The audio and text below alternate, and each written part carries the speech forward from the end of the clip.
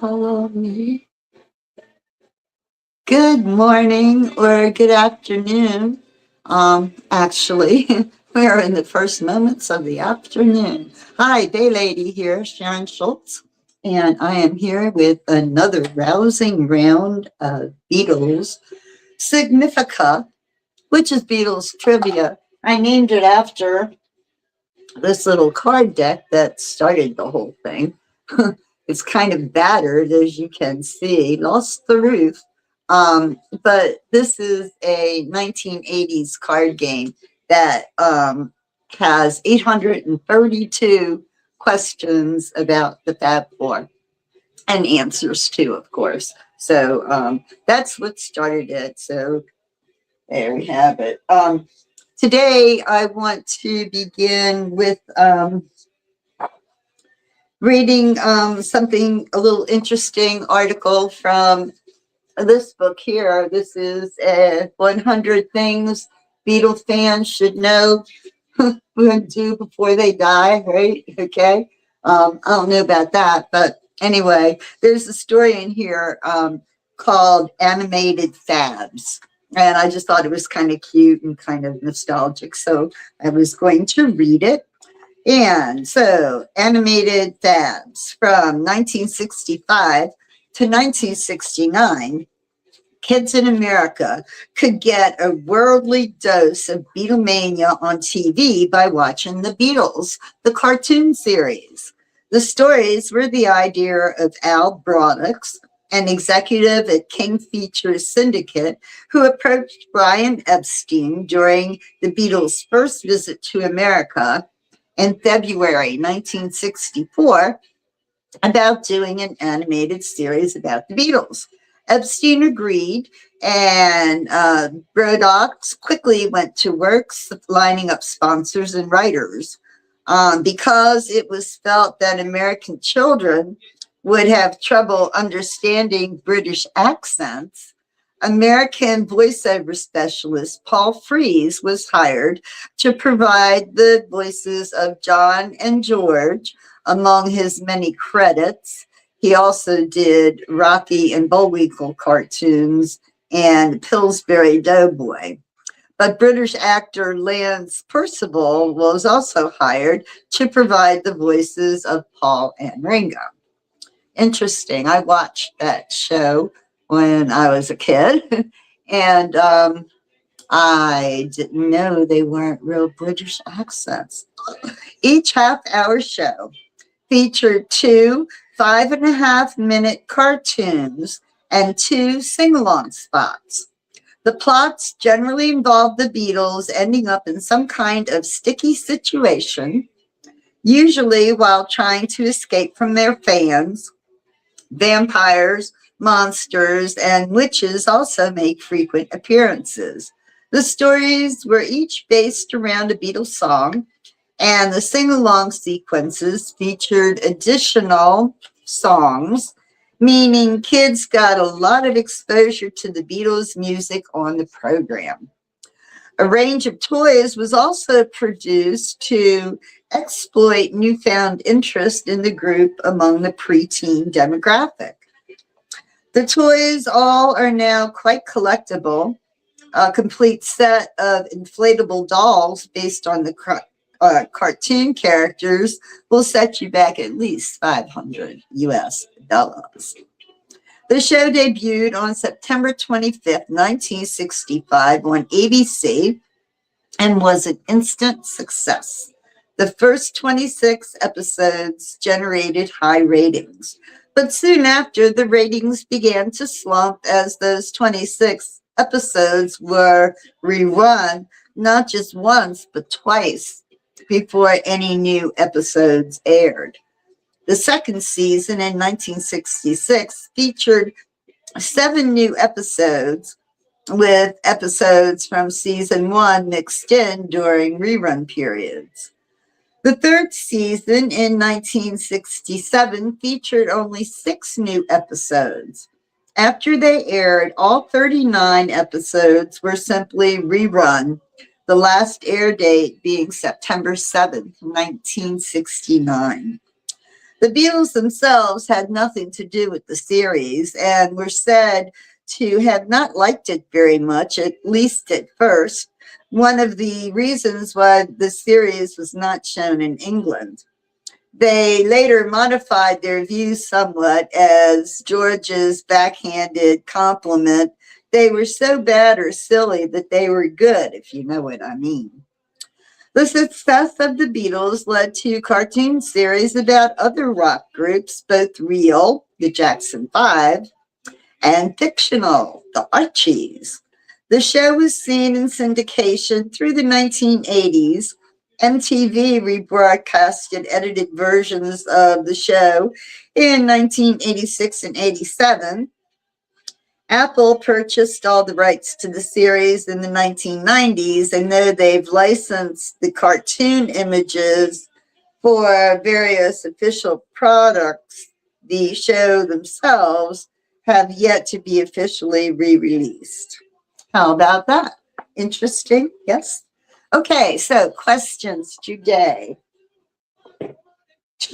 We are going to take them from this new book, new to me. I just got it not too long ago.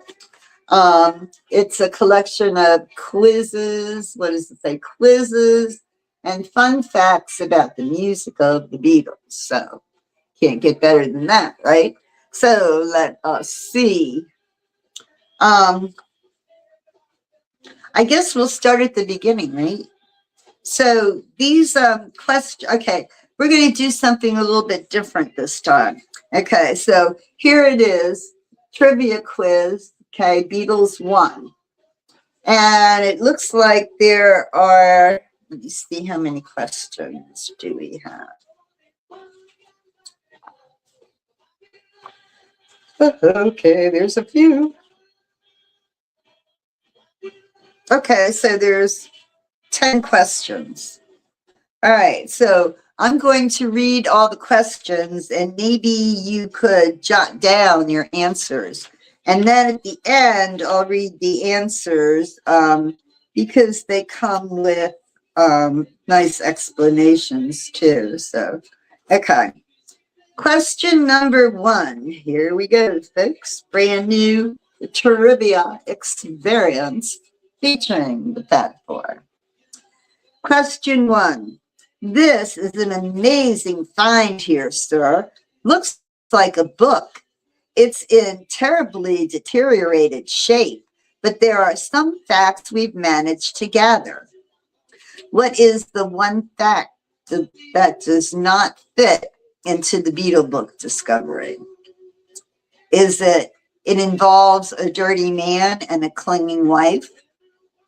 It's based on a novel by a man named Lear. I'm Not a Spaniard is fairly visible on the spine of the book. It's 1,000 pages, give or take a few. All those are lines from songs, aren't they? It's very interesting. Okay.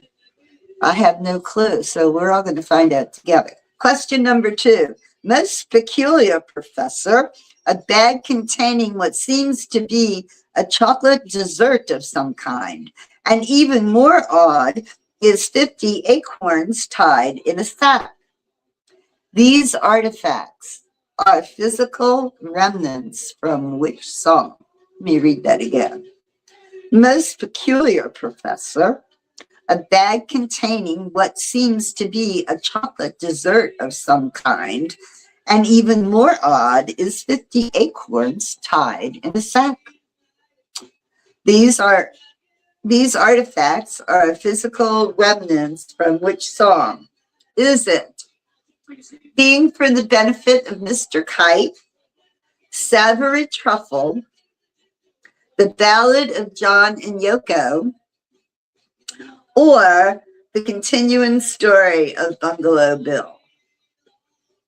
Okay, again, the answers are, possible answer is Being for the Benefit of Mr. Kite, Savory Truffle, The Ballad of John and Yoko, and The Continuing Story of Bungalow Bill. Question number 3. I don't know if this is hold on. Repeat. Retake. I don't know if this is of any importance, sir, but here is a pouch containing 2 pennies. Attached is a note from a widow to Mr. Wilson and Mr. Heath, explaining that the coins were taken from her husband's eyes. This is most baffling. Yes, it is. Let me read that again. I don't know if this is of any importance, sir, but here is a pouch containing 2 pennies. Attached is a note from a widow to Mr. Wilson and Mr. Heath, explaining that the coins were taken from her husband's eyes. This is most baffling. Which song would you advise these workers to listen to in order to clarify the find? Wow, this book is good. What song would you advise these workers to listen to in order to clarify the find? Would it be All You Need Is Love? I Am the Walrus? Taxman? Or Money? Another good question. We're all going to learn from this one. And I'll have you know, I have not read these until this very moment. You know, I kind of like the to be surprised too. So again, the answers could be All You Need Is Love, I Am the Walrus, Taxman, or Money. Now, this is really about their music. I mean, they've got some good questions in here, I have to say. Can't wait till we get to the answers. Question number 4. Interesting, doctor. A memo from a dentist listing the reasons for dental extractions. Apparently, his patient overindulged in sweet desserts. Which combination of items could not possibly be on the dentist list? Oh boy, let's read this one again. Interesting, doctor. A memo from a dentist listing the reasons for dental extractions. Apparently, his patients overindulged in sweet desserts. So the question is, which combination of items could not possibly be on the dentist list? So your choices are cream tangerine, cool cherry cream, ginger sling with a pineapple heart, cream tangerine, Schwartz Walder Cacho, cool cherry cream apple tart. Oh boy. Okay, let's do that again. Here's 4 answers, possible answers. 1, cream tangerine, cool cherry cream, ginger sling with a pineapple heart, cream tangerine, Schwartzwalder Kiccione. I don't know. And then cool cherry cream again, and apple tart. Oh, God, no idea. These are great questions. They are not easy. What a challenge, folks. I hope you're writing them down because when you're done, I want to hear the scores. That ought to be good, right? Okay. Question 5. Professor, brace yourself. This is most ghastly. Here are the mummified remains of a female body. She has a cap and a bag across her shoulder. In fact, she is reminiscent of a military man. Oh, I already think I know this one. The befuddled archaeologist never had a clue to her name and occupation. Would you like to help them out? Okay, let's read it again. Professor, brace yourself. This is most ghastly. Here are the mummified remains of a female body. She has a cap and a bag across her shoulder. In fact, she's reminiscent of a military man. The befuddled archaeologist never had a clue to her name and occupation. Would you like to help him out? Was it Prudence, unemployed, Semolina Pilchard, daredevil, lovely Rita Mita maid, or Lil, or possibly Nancy, all-round good time girl? So the 4 answers Possibles are Prudence Unemployed, Semolina Pilchard, Daredevil, Lovely Rita, Meter Maid, and Lil, or possibly Nancy, an all-time good time gal.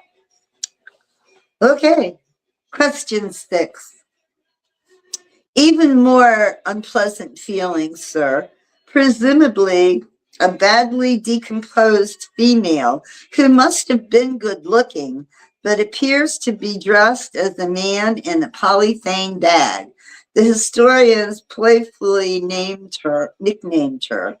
What choice of names would prove to be the most historically accurate? Oh my goodness, these questions are very different from what we're used to here. Okay, even more unpleasant findings, sir. Presumably a badly decomposed female who must have been good looking but appears to be dressed as a man in a polythene bag. The historians playfully nicknamed her. What choice of names would prove to be the most historically accurate? Would it be Preserved Prudence, Dirty Maggie May, Rotten Rita, Polyurethane Pam? Again, Preserved Prudence, Dirty Maggie May, Rotten Rita, and Polyurethane Pam. Question number 7. I've heard of these, but never, ever seen any. They were rumored to have been worn by plasticine porters in a fantastic place where rocking horse people are marshmallow pies. I'll be hanged if I can remember what they're called. Can anyone help me out? I don't know, can we? Read it again. This is amazing. I've heard of these, but never ever seen any. They were rumored to have been worn by plasticine porters in a fantastic place where rocking horse people are marshmallow pies. I'll be hanged if I can remember what they're called. Can anyone out there help me out? Okay, here we go. Is it, oh Lord, Guru drag get-ups, corporation t-shirts, looking glass ties, or knickers? Guru drag get-ups, corporation t-shirts, looking glass ties, knickers. I'm for the looking glass ties. Question number 8. More distressing findings, Professor. A dead dog with a substance dripping from what were once his eyes. Frightful. What could the substance be? Oh my goodness. What is this? What is this preoccupation with dead things? More distressing findings, Professor. A dead dog with a substance dripping from what were once his eyes. Frightful. What could the substance be? Okay, here we go. I think you know the answer as well as I do. Is it chocolate icing, truffles, yellow matter custard, or coconut fudge? Chocolate icing, truffles, yellow matter custard, or coconut fudge? The custard should have it. Number 9, fascinating. A Lennon-McCartney rough draft of a song about an onion. They intended to include reference to previous compositions. Let's assist the archaeologists by pointing out which song would not be referenced. Okay, here's another brain teaser. Number 9, fascinating. A Lennon-McCartney rough draft of a song about an onion. They intended to include references to previous compositions. Let's assist Let's assist the archaeologist by pointing out which song would not have been referenced. Would it be Fool on the Hill, Blue Jay Way, Strawberry Fields Forever, or I Am the Walrus? Food on the Hill, Blue Jay Way, Strawberry Fields Forever, or I Am the Walrus. Question number 10, last one. Question number 10. Well, look at this, Professor. Who is this professor? Everyone knows what these are. Some monogram socks, obviously darned in the night by someone with the initials FM. Go ahead, take a guess who made these. Well, look at this, Professor. Everyone knows what these are. Some monogram socks, obviously darned in the night by someone with the initials FM. Go ahead, take a guess who made these. Was it Fannie Mae, Freddie Mercury, Father Mackenzie, or Fred Mertz? Fannie Mae, Freddie Mercury, Father Mackenzie, Fred Mertz. Is it the good father? Perhaps. Okay. I hope you remembered your answers. Now I will read the correct answers. Question number 1. Okay, I guess I have to go back and look at the questions again. Question number 1. Which song did not fit into the Beatles book discovery? The correct answer was I Am Not a Spaniard, is faintly visible on the side of the book. The song, of course, is Paperback Writer, which can be heard on Past Masters 2 CD. You should know that. Okay. Most peculiar, Professor, a bag containing a chocolate dessert and 50 acorns. These artifacts are remnants from what song? That would be the Ballad of John and Yoko, released in 1969. It appears on the Hey Jude LP. It's also on the CD Past Masters 2. In a few short minutes, the song condenses the adventures and plights of John and Yoko. The dessert, incidentally, was cake, in case you wanted to know. Question number 3 was, this was the 2 pennies taken from her husband's eyes. Which song would you advise workers to listen to in order to clarify the find? The answer was Taxman. My advice for those who die, declare the pennies on your eyes. In one dramatic example of annoyance with the taxation system, George Harrison was the composer of Taxman, the opening track on 1966's Revolver. Interesting. Okay, number 4. Interesting, doctor. A memo from a dentist listing the reasons for extractions. Oh, what combination of sweets or desserts would not be on the dentist list? Okay, the answer is cream tangerine. What's the thought? Anyway, it's from the Beatles, the White Album. The tasty dangers, specifically dental, are described in Savory Truffle. Okay, question 5 was, right, the mummified remains of a female dressed in military clothing. The architects are looking for archaeologists rather, looking for her name. Who was she? She was lovely Rita Mitame. That was the first question I had guessed.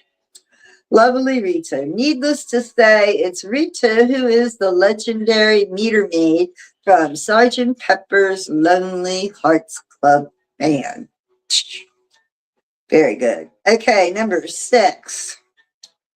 Let's see. Here's the decomposed female dressed as the man in the polyurethane bag. Which choice of names would be the most historically accurate? Okay, so the number 6 question answer is polyurethane Pam. Polyurethane Pam is part of the medley-like segment from the Abbey Road album. The companion tunes are Me, Mr. Mustard, and She Came In Through the Bathroom Window. Okay, question 7 was, they had heard of these but never seen them. They were rumored to have been worn by plasticine porters in a place where rocking horse people are marshmallow pies. And so what was that? What were they called? What was it that they were wearing? And the answer is looking glass ties. The porter and ties came from Lucy in the Sky with Diamonds from Sgt. Pepper's Lonely Hearts Club Band. The imagery of the song is hard to rival. Very few quiz takers need to be reminded that newspaper taxis appear on the shore waiting to take you away. That was nice. Okay, question 8. More disturbing finders, Professor. A dead dog with something dripping from his eyes. Oh my goodness, that was nasty. That was, of course, the answer, yellow natter custard.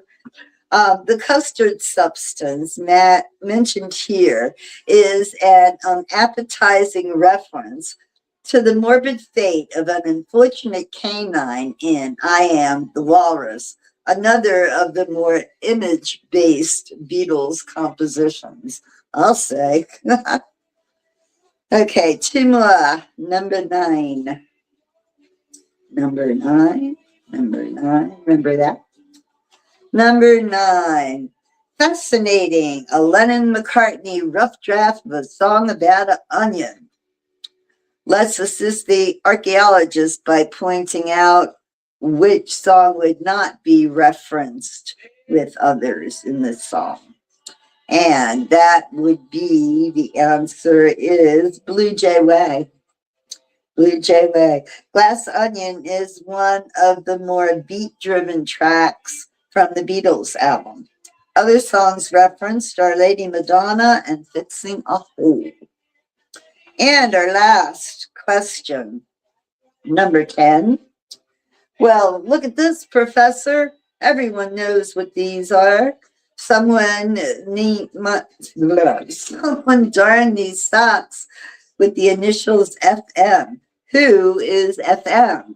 And of course, the answer was Father Mackenzie.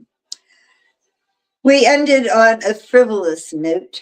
Father Mackenzie is the well-known cleric in Eleanor Rigby on the Revolver album. Chances are big that you knew that. Time to gather up our picks and shovels and go back homeward. Thank you and good night. Hey, this was a pretty cool book. I'm impressed with myself for getting it. Yeah, thank you and good night. I like that. Okay, so there we go. There we have it.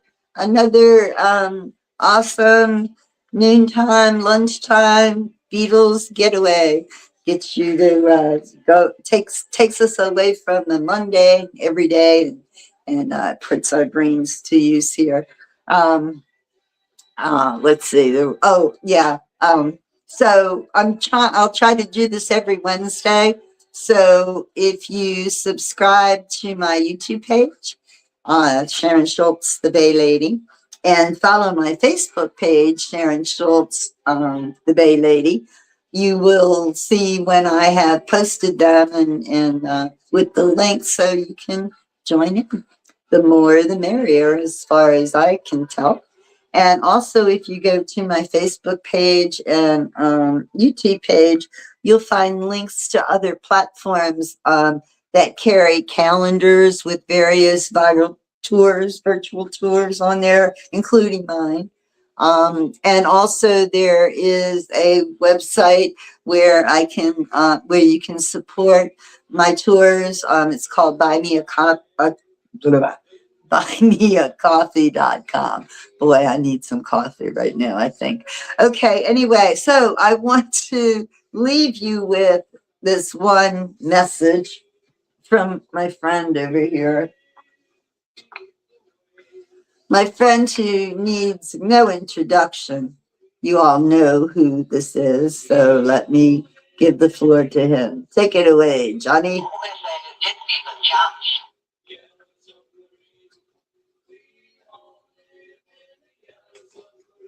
And the people always say it did keep a chance.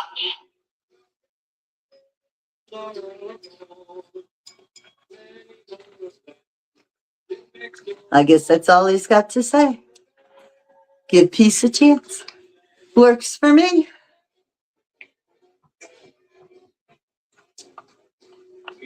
There he is. All right, folks, until the next time, take care. Have a great week, a great weekend coming up. I have some great tours coming up this weekend, so you might want to go check out my pages and check them out. They're going to be fun. They're not here. They are out in the world doing my Bay Lady thing. See you guys. Bye.